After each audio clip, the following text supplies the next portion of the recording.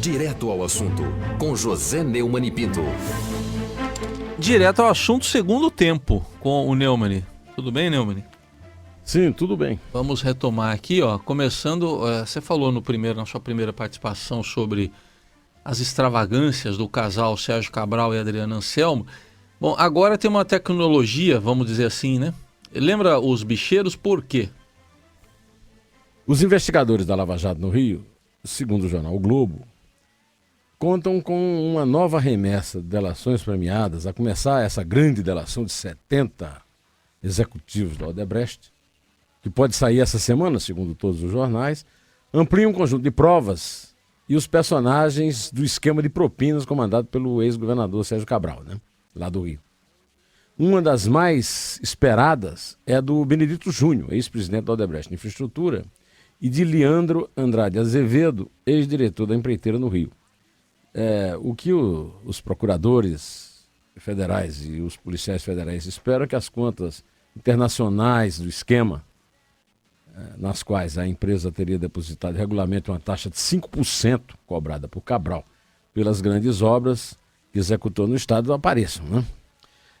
Eles já noticiaram, também lá no Globo, a existência de um banco paralelo. Esse banco paralelo evita os controles burocráticos da CVM, do CARF, da Receita, do Banco Central. E esse banco paralelo, de acordo com os investigadores lá da Operação Calicut, já é outra operação da Polícia Federal, era executado numa empresa transportadora de valores, chamada TransExpress. Segundo as investigações, o Carlos Carvalho, vulgo Carlinhos, teria operado na sua empresa 13 milhões de reais entre 2007 e 2014. Os investigadores acharam que isso era muito suspeito. Como suspeitíssimo, foi um incêndio de um cofre dessa transportadora de valores lá no depósito, né? Esse incêndio, me lembrou uma história clássica da minha cidade, de Campina Grande, na Paraíba, né? Campina Grande foi o maior entreposto de algodão do Nordeste, que ficava muito próximo ao Seridó, que produzia um algodão de alta categoria, e as grandes empresas algodoeiras de Liverpool e Manchester se comunicavam direto com Campina Grande, não passavam por São Paulo, né? Tanto que Campina passou a ser conhecida como a Liverpool brasileira, né? E durante o tempo áureo, né, do negócio de algodão em Campina Grande, havia um costume que pode ter sido usado nesse cofre, que era incendiar, segurar, né, grandes depósitos de algodão, tirar o algodão do depósito, tocar fogo e cobrar o seguro. Uma dessas práticas foi lembrada numa história que o Sebastião Neri conta no Folclore Político, que o ex-ministro, ex-governador, ex-reitor da Universidade Federal da Paraíba, grande escritor Zé Américo de Almeida, estava fazendo um comício numa eleição que ele perdeu para o Senado em 58. E ele estava discursando, e o Zé Américo era praticamente cego, ficou cego no fim da vida, mas o tempo inteiro na vida ele teve uma miopia muito grande, ele enxergava muito pouco. Então ele estava discursando, no meio da multidão, alguém gritou, ladrão!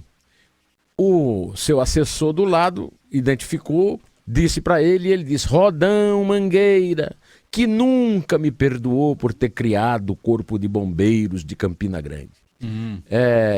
Não tem Muttley, não gostou da piada, Almirante?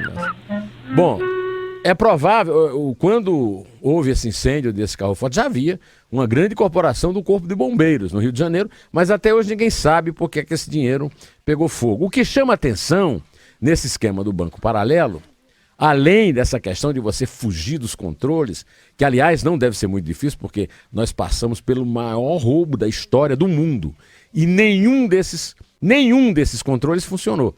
CVM não avisou, Bolsa de Valores não avisou, o Banco Central não avisou, quem mais que não avisou? CVM, já falei, CARF, né?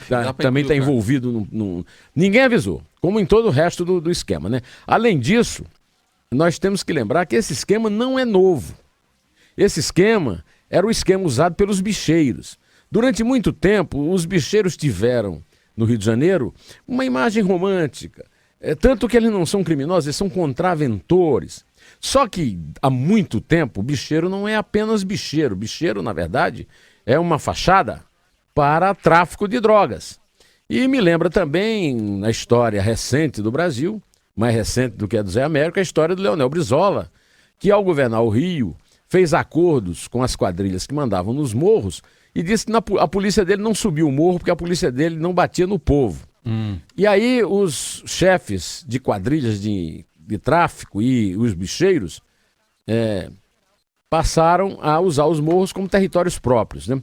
Enquanto isso, os bicheiros se confraternizam no carnaval, cada um tem uma escola de samba e frequentam a alta sociedade carioca. Então é um costume carioca que o Sérgio Cabral, ao que tudo indica, reproduziu de uma forma muito maior, né? Porque ele movimentou 224 milhões de reais em propinas, usando um banco paralelo. Então eu só queria, na minha condição, afinal de contas, eu dirigi o Jornal do Brasil, a época em que o Brizola foi governador. Antes disso, eu dirigi o Jornal do Brasil durante a eleição. Eu testemunhava pessoalmente essa graça, esse charme, que até hoje os bicheiros têm. Este ano, no carnaval deste ano, o capitão Guimarães, bicheiro e ex-torturador na ditadura militar, fez um desfile sobre Jorge Amado e aí apareceu uma foto do Luiz Carlos Prestes Filho com a mãe, Maria, e o bicheiro e torturador comemorando o fato de a escola de samba dele ter homenageado meu querido amigo, grande romancista e antigo comunista, Jorge Amado. Então é bom lembrar que o Brasil é como o Rio de Janeiro. Sabe o que é o Rio de Janeiro, não? O que é? O Rio de Janeiro, a gente todo dia toca aqui na hora de despedir, daqui a pouco a gente vai tocar um samba do Gilberto Gil chamado Aquele Abraço. Aquele Abraço. Que diz o seguinte: o Rio de Janeiro continua lindo, não está mais tão lindo, né? Mas o Rio de Janeiro continua sendo. Este é o meu artigo que eu vou postar hoje no meu blog. O Rio de Janeiro continua sendo e o Brasil também. É tudo a mesma coisa de antes, só que com valores anabolizados, Raíssem Abac.